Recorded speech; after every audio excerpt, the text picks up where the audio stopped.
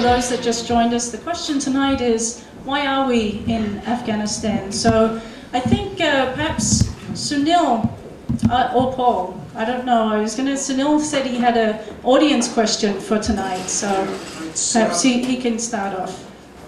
I think I need to qualify a little bit about myself. First of all, I'm a soldier, obviously. The haircut gives it away, or at least I used to be. And having fought through 3 wars in the Middle East and a litany of other crazy things in my time, I'm also an academic. So don't confuse me as an armchair quarterback, because I'm still operational. I have a simple question to the audience, both the online and the ones here. And we need to take a paradigm shift, essentially.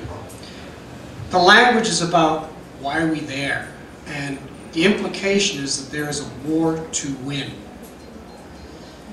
How many people here think there's a war to win, or there's a war that was winnable? Just by a show of hands. No one. So there was a war to lose, am I correct? Would you accept that argument? Good, because you're the first audience that's responded like that. You understood this was a trick question. The fact is that Afghanistan was never meant to be.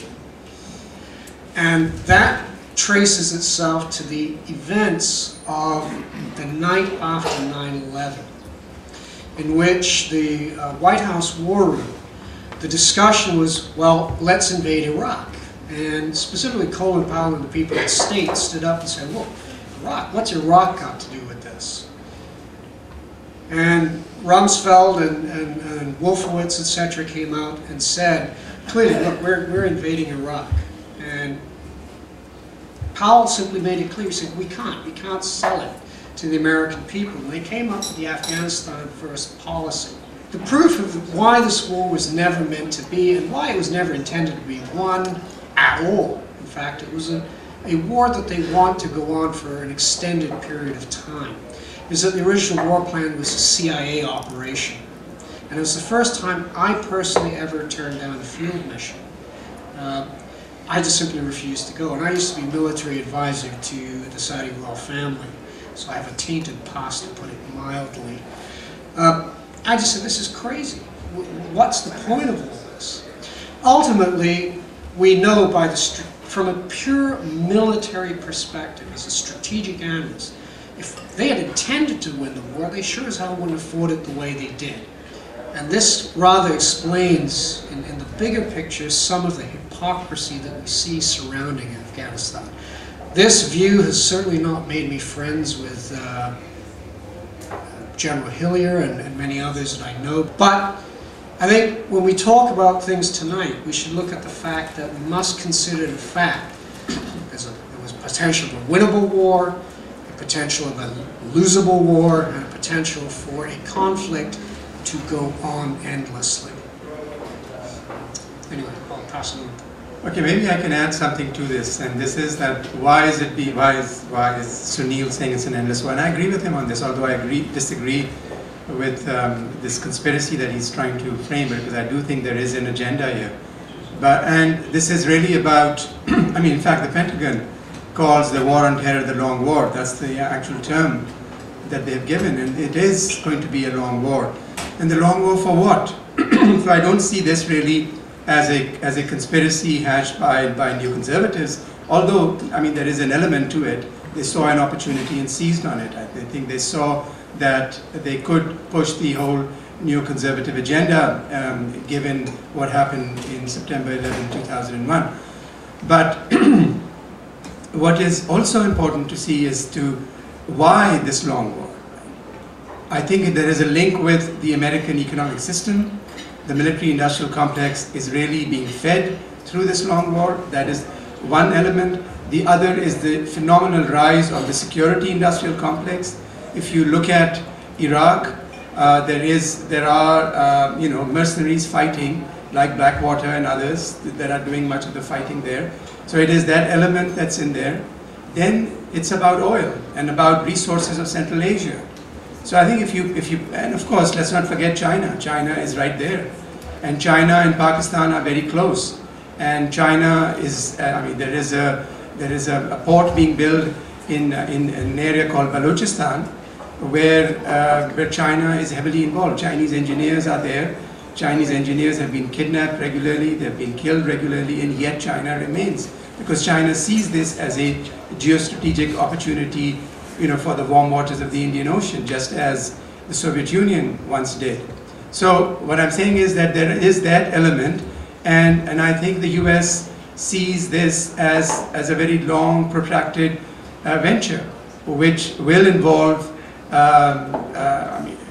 US military arms. At the same time, it also sees it can't do it alone. It needs client states, and Pakistan fits very much into the bill, and so does Afghanistan now. And now I see that with Obama, they're now also trying to court Iran. So given this, given this geopolitical makeup, I think there is a certain impulse here which we want to try to get at. Rather than looking at conspiracies, I think there is a very determined effort here on the part of the US and its allies. I'll beg to differ on the conspiracy issue. I don't work in the world of conspiracies. My former security clearances would clarify that. So I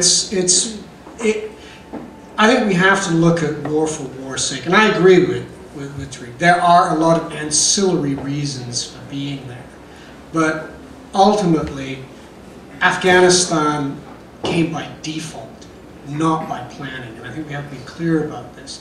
It was a means to do something else, but once the Americans were there, well, they were conveniently also in a position to effect some of their other geostrategic objectives. But if they were really focused on it, they would have been doing things slightly differently.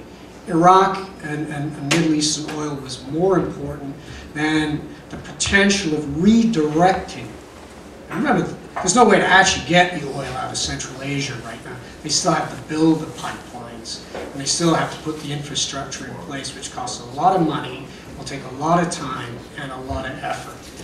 It was an option. That's why Karzai was put in power. Let's not forget, he used to be in quotes, a consultant for Unocal, which was the primary company that was contracted to look at the pipelines.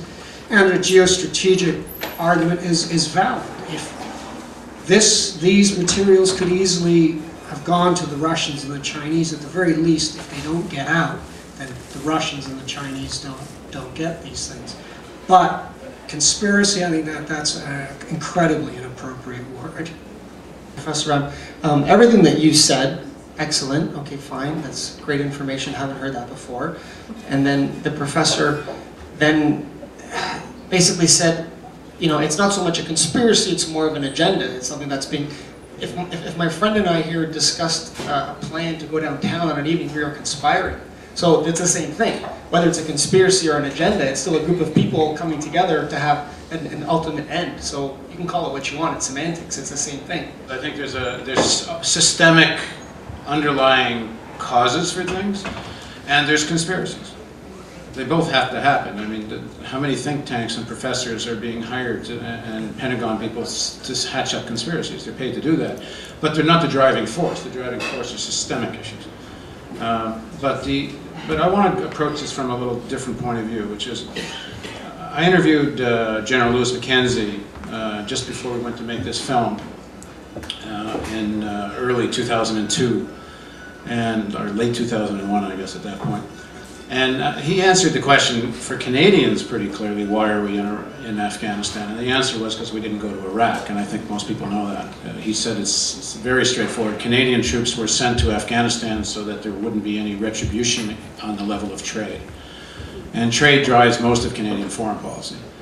The pity of this whole thing, and the great tragedy of it, and when you take it off the geopolitical level and talk about the Afghan people, is this is actually one of these opportunities or one of these moments where, in my view, there actually could have been a transformation as a result of this foreign intervention. I know generally most people, in progressive circles and left circles are against all kinds of foreign intervention. But the Afghan people that I came to know after not that long a time, I guess we were there for 6 weeks from going up and down the country, they had one demand: disarm the warlords.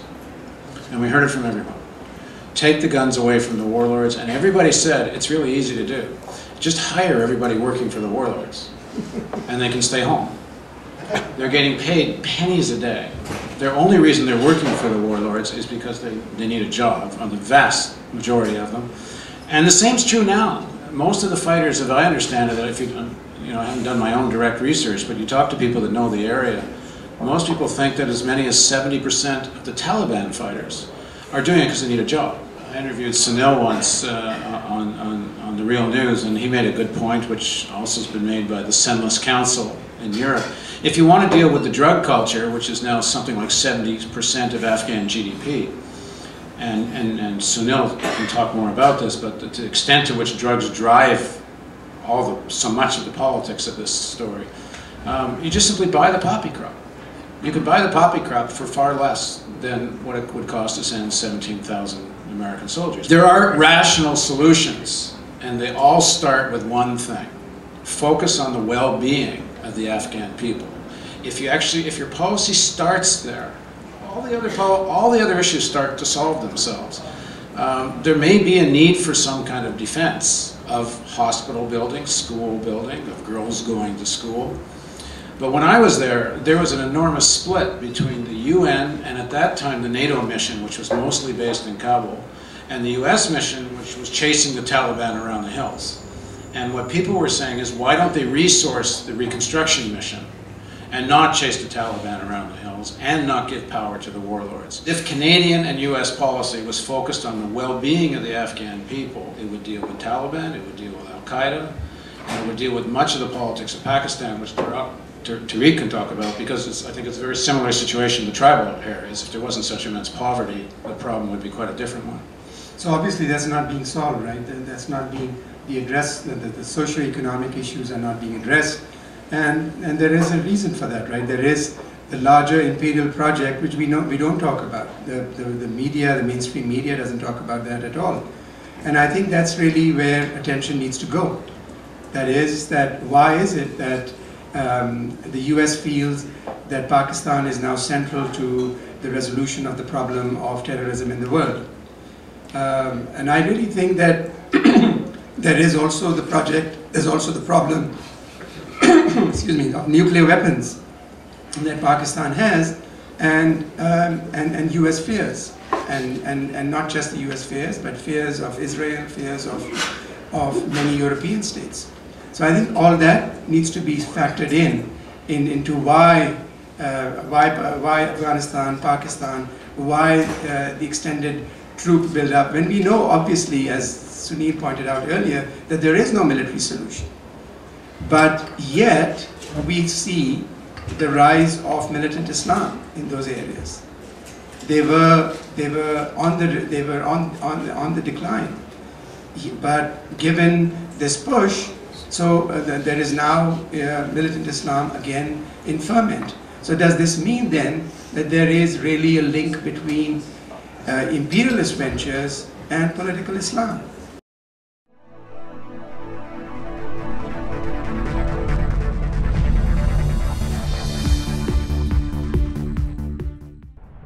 Donate today and receive a new documentary film available to members of the Real News Network. The History of the National Security State with legendary author Gore Vidal. Bonus features of the DVD include an in-depth response to Vidal from ex-CIA analyst Ray McGovern, who served under 7 US presidents, an exclusive interview with Colin Powell's former Chief of Staff Larry Wilkerson, and an insightful interview with oil policy analyst Antonia Juhas. The news magazine of the screen. Living glimpses of history in the making. Hollywood and Washington is a symbiotic relationship. They both deal with illusions. Reality doesn't often play much of a part. I think I saw through the myth of the Cold War almost from the beginning. I was a Washington political kid from a political family. Roosevelt first had radio because he had this great speaking voice and everyone liked to hear. Truman proceeded to break every arrangement that Roosevelt had set up for a peaceful coexistence. And Truman thought that it would be a good idea. Why not just stay armed all the time? And then he devised the national security state. You've got to go up and swear allegiance to the United States or else you're a commie. I mean, we had imported fascism. We get Dwight Eisenhower, who said that we have this great military industrial complex. It is a dangerous thing. And he said this is going to change everything. And the way our country's governed is going to change us politically. Along comes Jack Kennedy, who wanted to make his mark, believed in the Cold War. But he said, in this kind of politics, it is the appearance of things that matters. I think everybody should take a sober look at the world about us. The national security state still exists, only it isn't communism anymore, it's terrorism.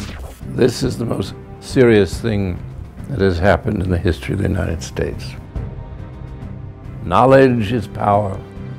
We need an honest news system. We need the real news.